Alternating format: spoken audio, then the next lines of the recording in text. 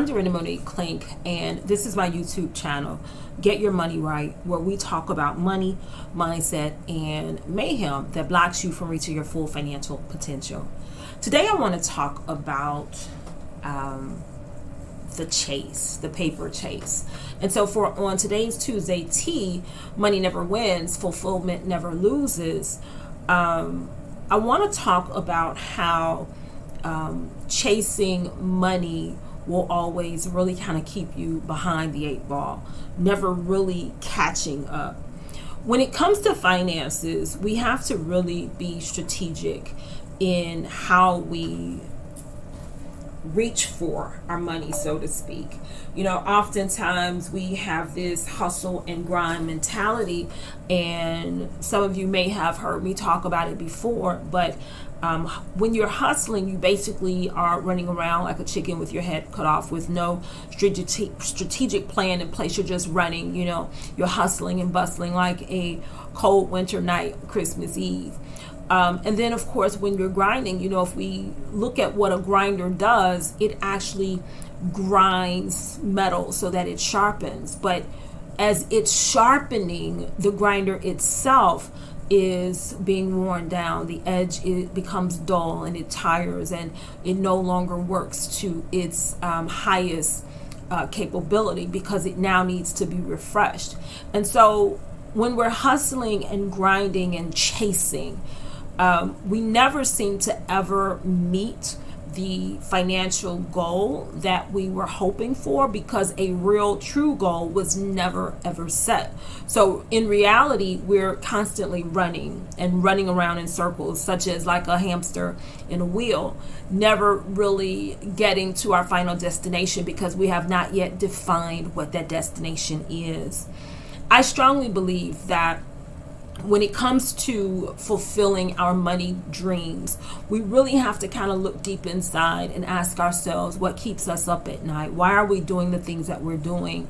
In some instances, for some people, it may be reaching towards the goal of running their own business or funding their own business, or maybe paying off their home or getting out of debt, sending their children to college, maybe buying a car or even funding a wedding.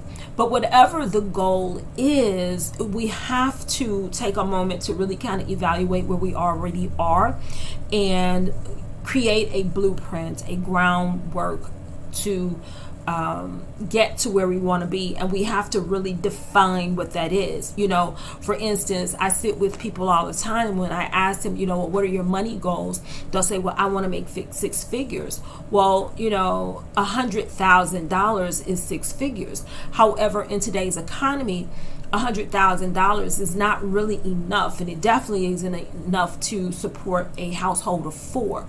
So when you say that you want six figures and you're chasing money because you have not set a definitive number, you're constantly running because you don't know where the finish line is. So we have to be very cautious with the words that we use, and we have to make sure that we're putting the right message into the universe, because if we want something to manifest, we have to actually call it by name. So if you're looking to earn six figures, you have to be really strategic and say, hey, you know what?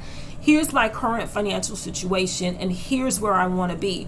By the end of a specific date, I want to make $250,000, or I need to make, you know, $342.63. You have to be very precise. Otherwise, you're out there chasing and you never get to your final destination because you have not yet decided what that destination is. It's almost like getting in your car and saying, you know what, I'm going to take vacation, but you know you want to go somewhere warm, but you don't know exactly where. So you're just getting in your car and you're driving around in circles until you finally find yourself somewhere. And when you find that somewhere is somewhere different than where you've already been, you accept it because it's it's you said you wanted somewhere warm and you found somewhere warm, versus really scouting out the area and trying to make a decision as to what that warm looks like. 60 degrees is warm, 70 degrees is warm, 115 degrees is warm. And so we really have to sit down and put pen to paper and ask ourselves some very important questions. What does this look like for me? And we have to look for fulfillment versus chasing money, because if we look at what would fulfill us and we're reaching towards that, then it makes the quote unquote paper chase easier, because now we have a destination in order for us to reach, versus just running around hopelessly looking for an answer, looking for, okay, is this where I stop? Are we there now? Like kids in the back seat, are we there now? Are we there now? Are we there now? Are we there yet? Right? And so as parents, we know we hate to hear that conversation whenever we're doing a road trip. And so, if we say, hey, we're going to Disney and look for the palace and look for Mickey and Minnie, then they'll know they've reached their destination when they see those two famous mice. But if we're just saying we're going to Disney, we're going to the amusement park, and we really don't give a definition of what that is, we're always going to get that, are we there yet? Are we there yet? Are we there that yet, from the back seat? And we definitely don't want to just leave that hanging, because otherwise, if you're just hanging, you never know whether or not the next wind that blows, whether or not you're going to be pulled forward or if you're going to be falling off of the cliff.